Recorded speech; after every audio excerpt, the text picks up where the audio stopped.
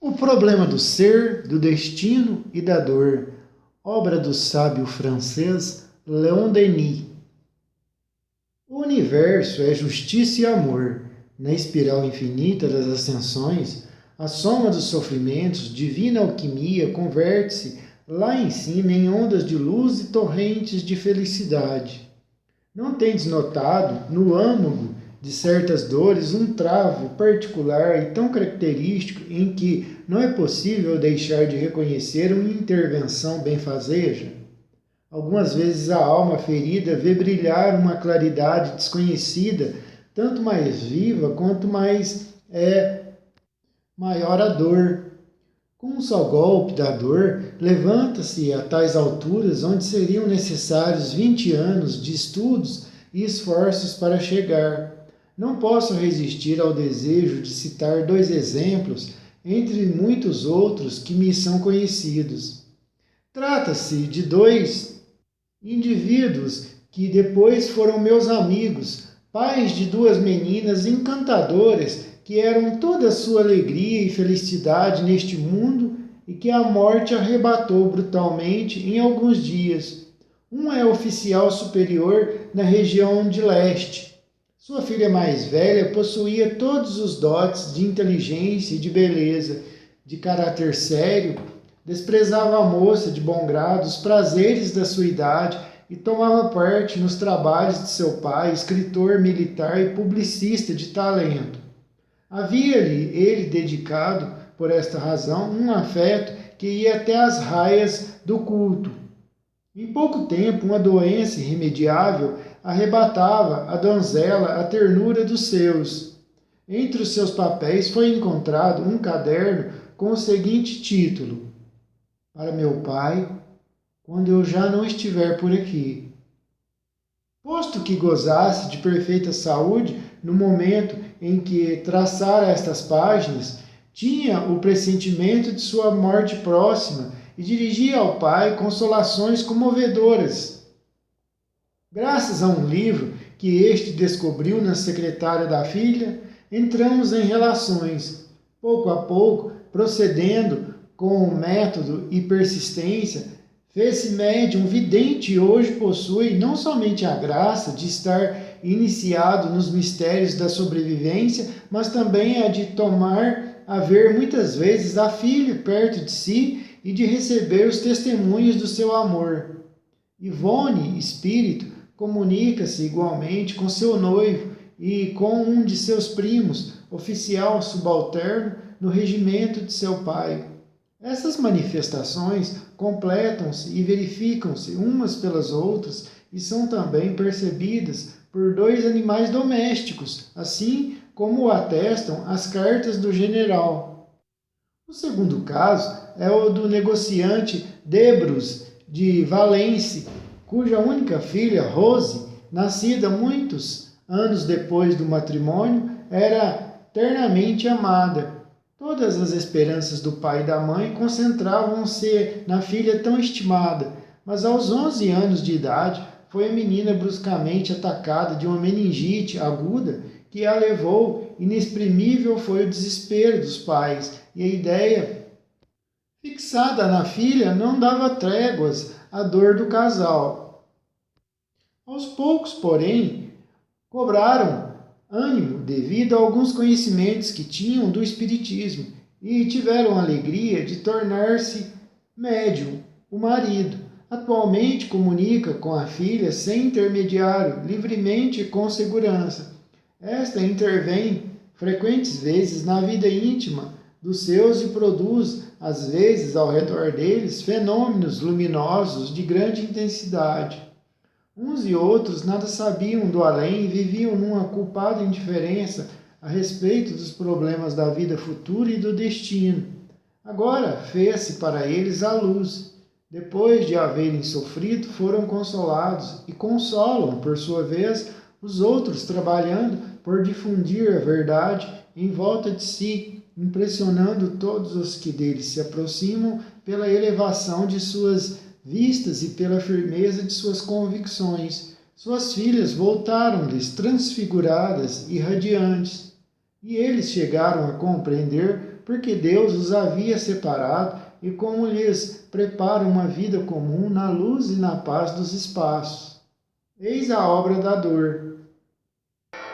Para o materialista, convém repeti-lo, não há explicação para o enigma do mundo, nem para o problema da dor. Toda a magnífica evolução da vida, todas as formas de existência e de beleza, lentamente desenvolvidas no decurso dos séculos, tudo isto, a seus olhos, é devido ao capricho de um acaso cego e não tem outra saída além do nada. No fim dos tempos, será como se a humanidade nunca tivesse existido. Todos os seus esforços para elevar-se a um estado superior, todas as suas queixas, sofrimentos, misérias acumuladas, tudo se desvanecerá como uma sombra, tudo será sido inútil e vão. Assim pensa o materialista. Nós, porém, que temos a certeza de uma continuação, certeza da vida futura e do mundo espiritual, em vez da teoria da esterilidade e do desprezo, vemos no universo um imenso laboratório onde se afina e apura a alma humana através das existências alternativamente celestes e terrestres. O objetivo das últimas é só um: a educação das inteligências associadas aos corpos. A matéria é um instrumento de progresso. O que nós chamamos o mal, a dor, é simplesmente um meio de evolução. O eu é a coisa odiosa, tem-se dito. Todavia, permite-se-me uma confissão. De cada vez que o anjo da dor me tocou, com a sua asa, senti agitarem-se em mim potências desconhecidas. Ouvi vozes interiores entoarem-me o cântico eterno da vida e da luz. Agora, depois de ter compartilhado de todos os males de meus companheiros de viagem, bendigo o sofrimento. Foi ele que amoldou o meu ser, que me fez obter um critério mais seguro, um sentimento mais exato das altas verdades eternas. Minha vida foi mais de uma vez sacudida pela desgraça, como o carvalho pela tempestade, mas nenhuma prova deixou de me ensinar a conhecer-me um pouco melhor, a tomar mais posse de mim. Chega a velhice, aproxima-se o termo da minha obra. Após 50 anos de estudos, de trabalho, de meditação, de experiência, é-me grato poder afirmar a todos aqueles que sofrem, a todos os aflitos deste mundo, que há no universo uma justiça infalível. Nenhum de nossos males se perde, não há dor sem compensação, trabalho sem proveito. Caminhamos todos nós através das vicissitudes das lágrimas para um fim grandioso, fixado por Deus, e temos ao nosso lado um guia seguro, um conselheiro invisível para nos sustentar e consolar. Homem, meu irmão, aprende a sofrer, porque a dor, ela é santa. Ela é o mais nobre agente da perfeição. Penetrante e fecunda, é indispensável à vida de todo aquele que não quer ficar petrificado no egoísmo e na indiferença. Esta é uma verdade filosófica. Deus envia o sofrimento àqueles a quem ama. Eu sou escravo, dizia Epiteto, aleijado, um outro, iros em pobreza e miséria, e todavia amado dos deuses. Aprende a sofrer, não te direi procurador, não, mas quando ela se erguer inevitável em teu caminho, suporta com resignação e paciência, aprende a conhecê-la, a apreciar-lhe a beleza austera, a entender-lhe os secretos ensinamentos. Estuda-lhe a obra oculta. Em vez de te revoltares contra ela ou de te ficares acabrunhado, lastimando, inerte e fraco debaixo de sua ação, associa tua vontade, teu pensamento alvo, a que ela visa, procura tirar dela, em sua passagem por tua vida, todo proveito que ela pode oferecer ao teu espírito e ao seu coração. Esforça-te por seres, ao teu turno, um exemplo para os outros. Por tua atitude na dor, pelo modo voluntário e corajoso, porque a aceites, por tua confiança no futuro, torna-a mais aceitável aos olhos dos outros. Numa palavra, faze a dor mais bela. A harmonia e a beleza nas leis universais, e nesse conjunto a dor tem o seu papel estético. Seria pueril enraivecemos-nos contra esse elemento necessário à beleza do mundo. Exaltemo-la antes, com vistas e esperanças mais elevadas. Vejamos nela o remédio para todos os vícios, para todas as decadências, para todas as quedas. Vós todos que vergais sobre o peso do fardo de vossas provas, ou que chorais em silêncio, aconteça o que acontecer, nunca desespereis. Lembrai-vos de que nada sucede debalde, sem nenhuma causa, ao acaso. Não. Quase todas as nossas dores vêm de nós mesmos, de nosso passado, e abrem-se-nos caminho do céu. O sofrimento é um iniciador, revela-nos o sentido grave, o lado sério e imponente da vida. Esta não é uma comédia frívola, mas uma tragédia pungente. É a luta para a conquista da vida espiritual e, nessa luta, o que há de maior é a resignação, a paciência, a firmeza, o heroísmo. No fundo, as lendas alegóricas de Prometeu, dos Argonautas, dos Nibelungens, ou os mistérios sagrados do Oriente não têm outro sentido. Um instinto profundo faz-nos admirar aqueles cuja existência não é senão um combate perpétuo contra a dor, um esforço constante para escalarem as abruptas ladeiras que conduzem aos cimos virgens, aos tesouros inviolados, e não admiramos somente o heroísmo que se patenteia, as ações que provocam o entusiasmo das multidões, mas também a luta obscura e oculta contra as privações, a doença, a miséria, tudo que nos desata dos laços materiais e das coisas transitórias. Dar atenção às vontades, retemperar os caracteres para os combates da vida, desenvolver a força de resistência, afastar da alma da criança tudo o que pode amolentá-la, elevar o ideal a um nível superior de força e grandeza. Eis o que a educação moderna deveria adotar como objetivo essencial. Mas em nossa época tem-se perdido o hábito das lutas morais para se procurarem os prazeres do corpo e do espírito. Por isso a sensualidade extravasa de nós, os caracteres aviltam-se, a decadência social acentua-se. Ergamos os pensamentos, os corações, as vontades, abramos nossas almas aos grandes sopros do espaço, levantemos nossas vistas para o futuro sem limites, lembremo-nos de que esse futuro nos pertence, nossa tarefa é conquistá-lo. Vivemos em tempos de crise, para que as inteligências se abram às nossas verdades, para que os corações falem, serão necessários avisos ruidosos, serão precisas as duras lições da adversidade.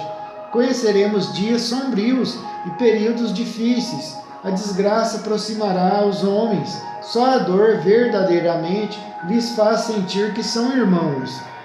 Parece que as sociedades seguem um caminho orlado de precipícios. O alcoolismo, a imoralidade, o crime e a anarquia fazem as suas devastações. A cada instante surgem escândalos, despertando curiosidades novas, remexendo o lodo onde fermentam as corrupções, o pensamento rasteja. A alma da França, que foi muitas vezes a iniciadora dos povos, o seu guia na vida sagrada, sofre por sentir que vive num corpo viciado. Ó alma viva da França, separa-te desse invólucro gangrenado, evoca as grandes recordações, os altos pensamentos, as sublimes inspirações do teu gênio. Porque teu gênio não está morto, ele dormita, amanhã despertará. A decomposição precede a renovação. Da fermentação social sairá outra vida mais pura e mais bela. Ao influxo da ideia nova, a sociedade humana encontrará de novo a crença e a confiança. Levantar-se-á a maior e mais forte para realizar sua obra neste mundo.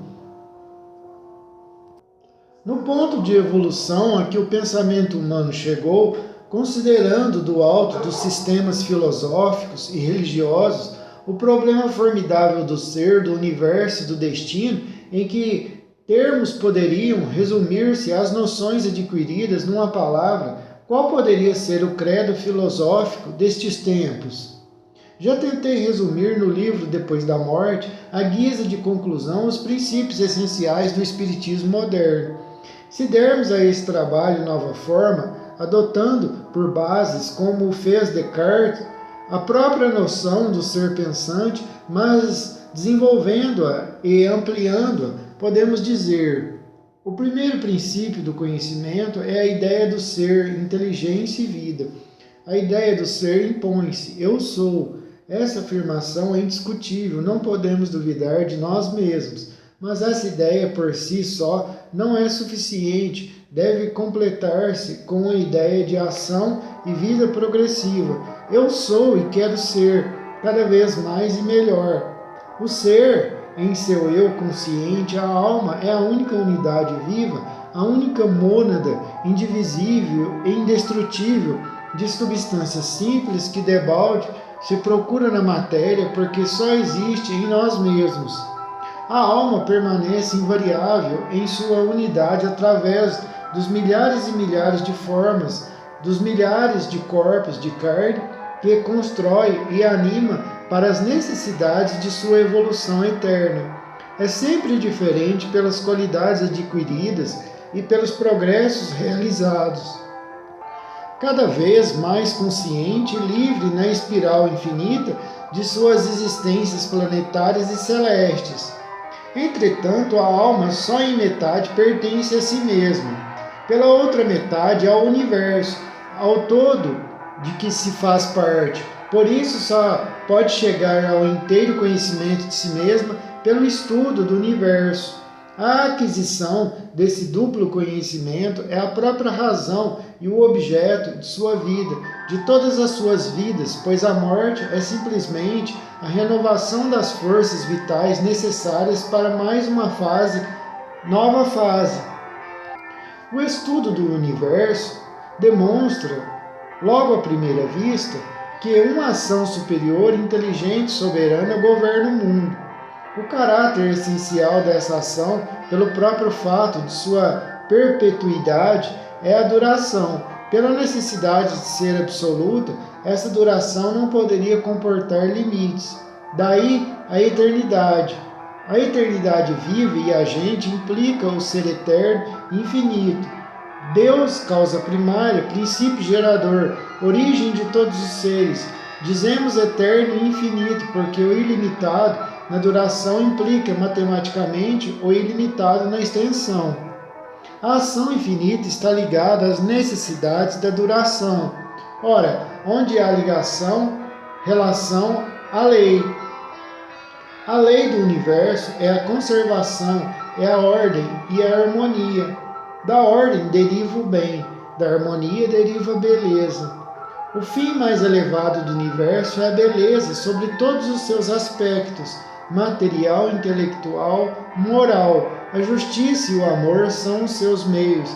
A beleza em sua essência é, pois, inseparável do bem, e ambas, por sua estreita união, constituem a verdade absoluta, a inteligência suprema, a perfeição.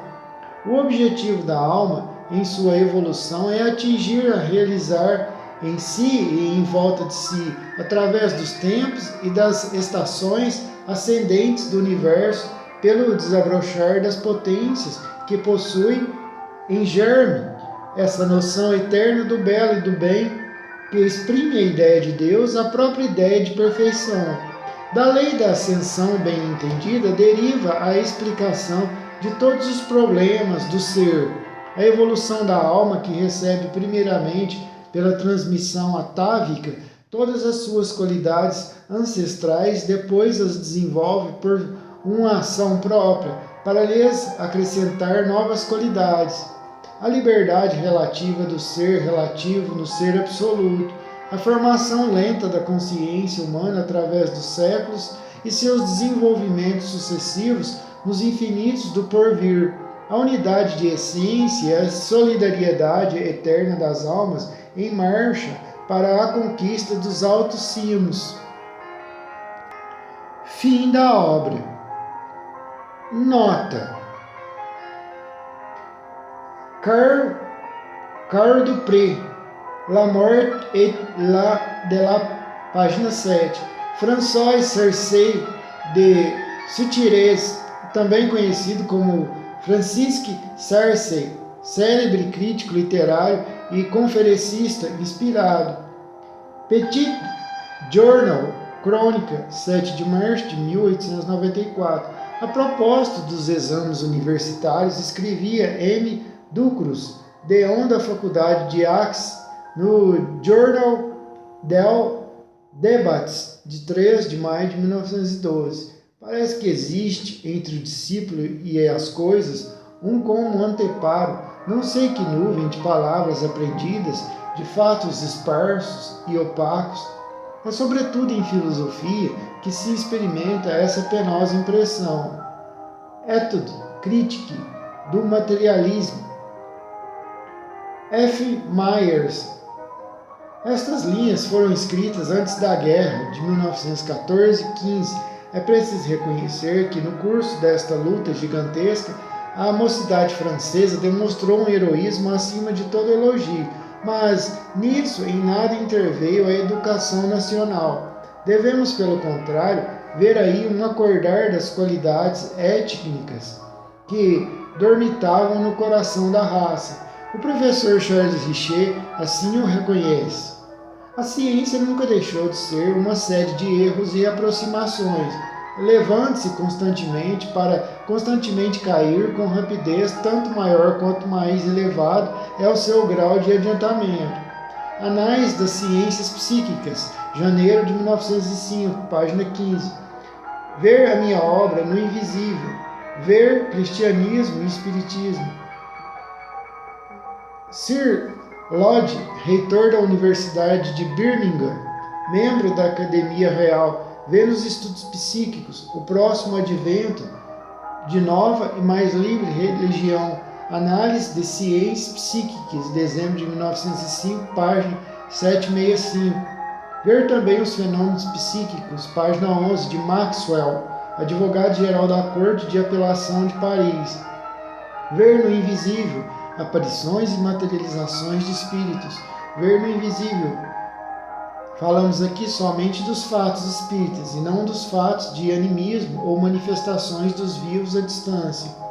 Chamamos espírito a alma revestida de seu corpo sutil. Ver Allan Kardec, o Livro dos Espíritos, o Livro dos Médiuns.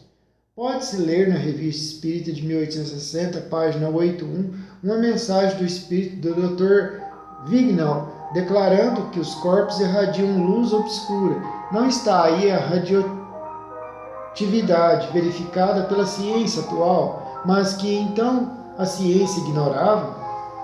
Allan Kardec, em 1867, escreveu a Gênese, os fluidos, o seguinte: quem conhece a constituição íntima da matéria tangível, talvez ela só seja compacta em relação aos sentidos, e o que diz poderia ser prova é a facilidade com que é atravessada pelos fluidos espirituais e pelos espíritos, aos quais não opõem mais obstáculos do que os corpos transparentes aos raios da luz.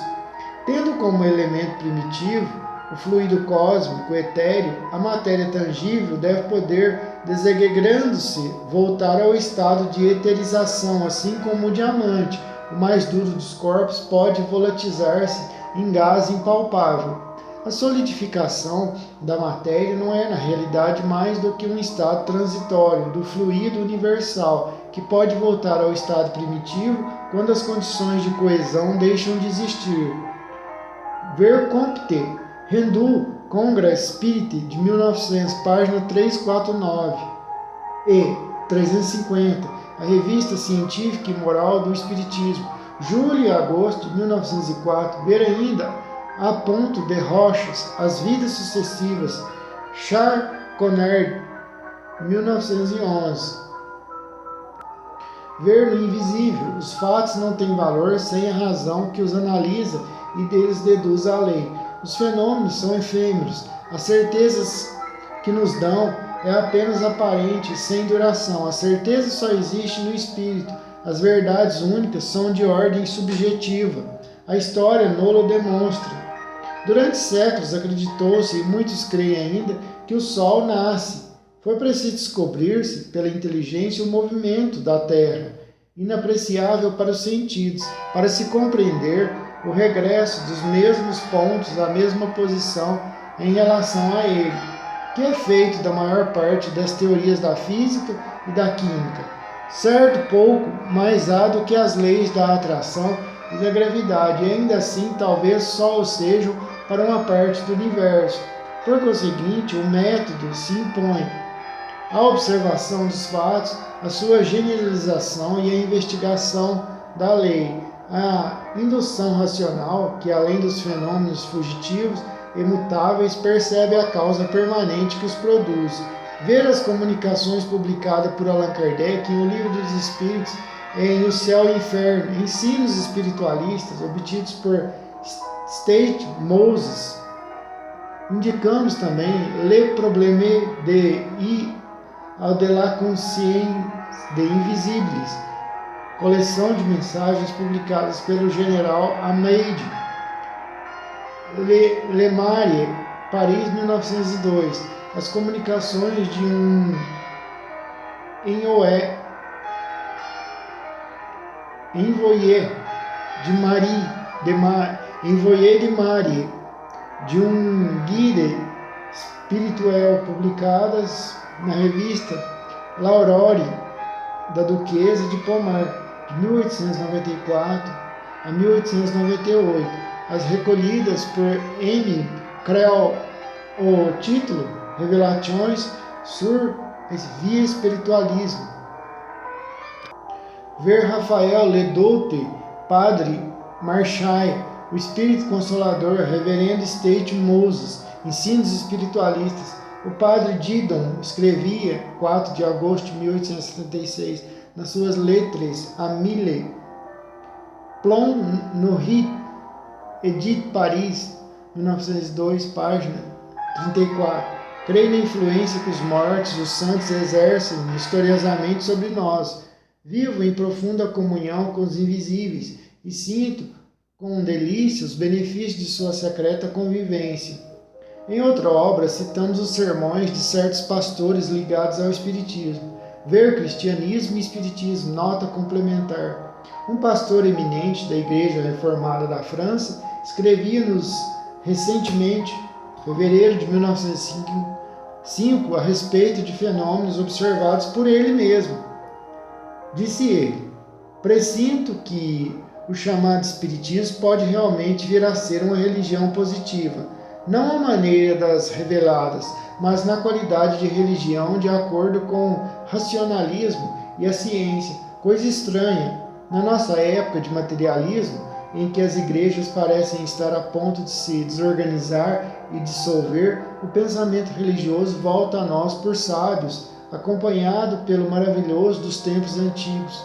Todavia, esse maravilhoso que eu distingo do milagre, visto que não é mais do que um fato natural superior ao raro, não continuará a estar a serviço de uma igreja particularmente honrada com os favores da divindade. Será propriedade da humanidade, sem distinção de cultos. Quanto maior grandeza e moralidade, não há nisso.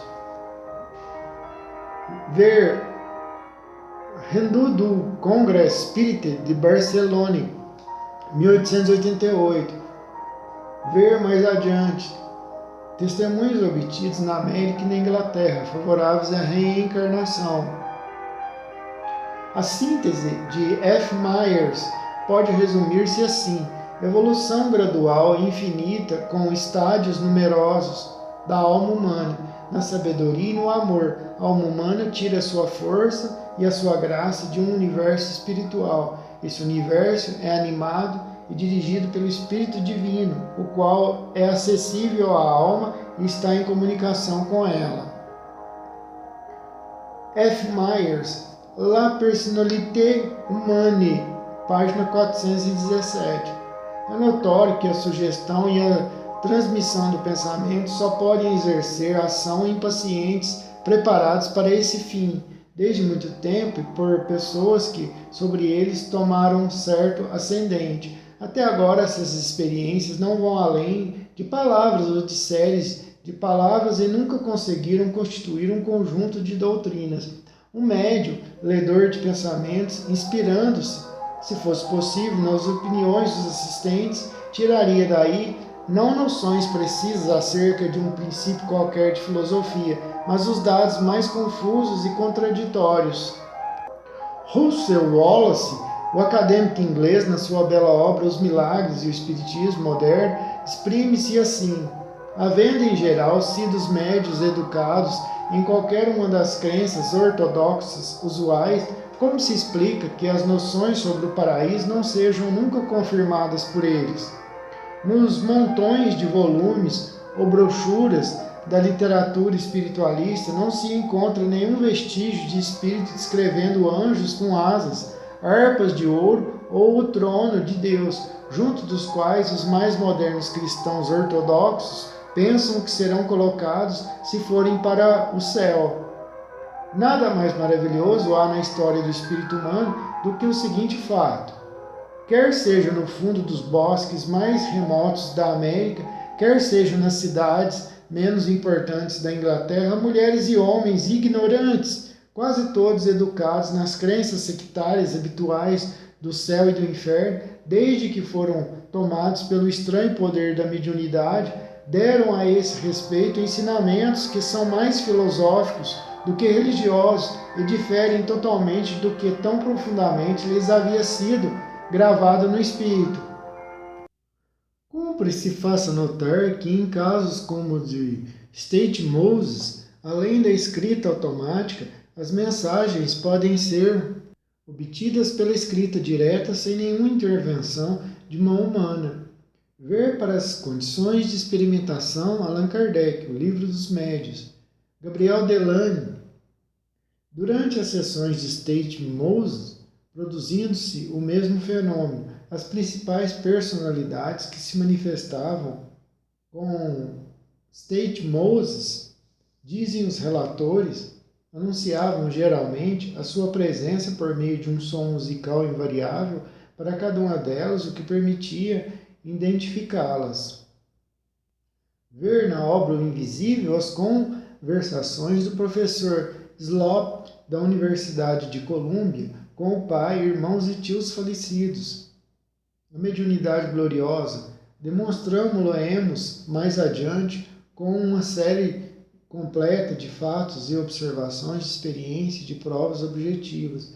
A ciência fisiológica, a qual escapa ainda a maior parte das leis da vida, entreviu, no entanto, a existência do perispírito ou do corpo fluídico, que é, ao mesmo tempo, o molde do corpo material, o vestuário da alma e o intermediário obrigatório entre eles, o molde. Claude Bernard escreveu Recherche sur les problèmes de la psychologie.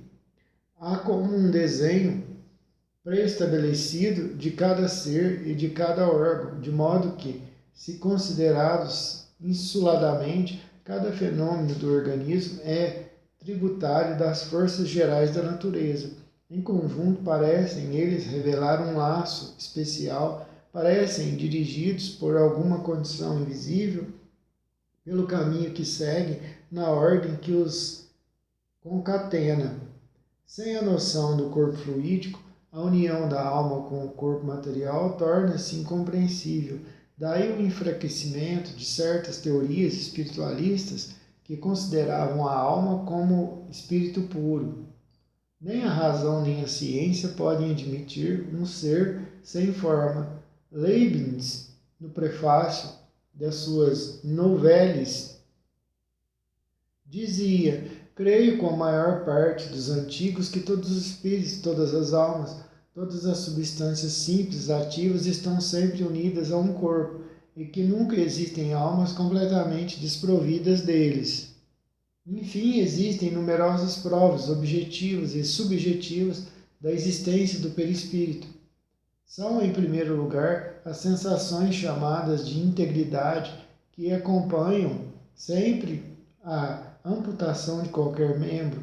Alguns magnetizadores afirmam que podem exercer influência nos seus doentes, magnetizando o prolongamento fluídico dos membros amputados. Cardupré, La Doctrine Monistique de vê depois as aparições dos fantasmas dos vivos. Em muitos casos, o corpo fluídico concretizado tem impressionado placas fotográficas, deixando impressões e moldagens em substâncias moles, traços no pó e na fuligem, provocando o deslocamento de objetos, etc. Ver no invisível. A regra não é absoluta. O cérebro de Gambetta, por exemplo, não pesava mais do que 1,2 kg, ao passo que a média humana é de 1,5 kg a 1,8 kg. Claude Bernard, La Société Expérimentale Phénomènes de la Vie. Entendemos aqui por espírito o princípio da inteligência. F. Myers, La Personnalité Humaine, página 19. Essa obra representa o mais grandioso esforço tentando pelo pensamento para resolver os problemas do ser. O professor Flournoy, da Universidade de Genebra, escrevia a respeito desse livro. O nome de Myers será inscrito no livro de ouro dos grandes iniciadores, a par dos Copérnicos e Darwin, para completar a tríade dos gênios que mais profundamente revolucionaram as noções científicas na ordem da cosmologia, da biologia e da psicologia. F. Myers, La Personnalité Humaine, página 69. Acreditamos, todavia, que no exame desse problema do gênio Myers não atendeu bastante às aquisições anteriores, fruto das existências acumuladas, tampouco à inspiração medianímica. A visão ocular não é mais do que a manifestação externa da faculdade visual que tem a sua expressão mais ampla na visão interna. A visão interior exterioriza-se e traduz-se pela ação dos sentidos, tanto na vida física como na vida psíquica. No primeiro caso, o órgão terminal pertence ao corpo material. No outro caso, são os órgãos do corpo fluídico. A visão no sonho é acompanhada de uma luz especial, constante, diferente da luz do dia. O espírito exteriorizado pode tirar do organismo mais força vital do que o homem normal, o homem encarnado, pode obter. Experiências demonstraram que um espírito pode, através do organismo, exercer maior pressão de nanômetro do que o espírito encarnado, de nanômetro. Em resumo, os frutos que a sugestão hipnótica se deve proporcionar, em vista dos quais se deve aplicar, são estes: concentração do pensamento e da vontade, aumento de energia e vitalidade, atenção fixa em coisas essencialmente úteis, alargamento do campo da memória, manifestação de sentidos novos por meio de impulsões internas ou externas. Segundo os antigos, existem duas espécies de sonhos. O sonho propriamente dito, em grego, oner, é de origem física, e o sonho repar, de origem psíquica. Encontra-se essa distinção em Homero, que representa a tradição popular, assim como em Hipócrates, que é representante da tradição científica. Muitos ocultistas modernos adotaram definições análogas. Em tese geral, segundo eles dizem, o sonho propriamente dito seria um sonho produzido mecanicamente pelo organismo, e o sonho psíquico um produto da clarividência adivinhatória. Ilusório um, verídico o outro. Ilusório um, verídico o outro. Porém, Às vezes, é muito difícil estabelecer uma limitação nítida e distinta entre essas duas classes de fenômenos. O sonho vulgar parece devido à vibração cerebral automática, que continua a produzir-se no sono quando a alma está ausente. Esses sonhos são muitas vezes absurdos, mas este mesmo absurdo é uma prova de que a alma está fora do corpo físico e deixou de regular-lhe as funções. Com menos facilidade, nos lembramos do sonho psíquico, porque não impressiona o cérebro físico, mas somente o corpo psíquico, veículo da alma que está exteriorizada no sono.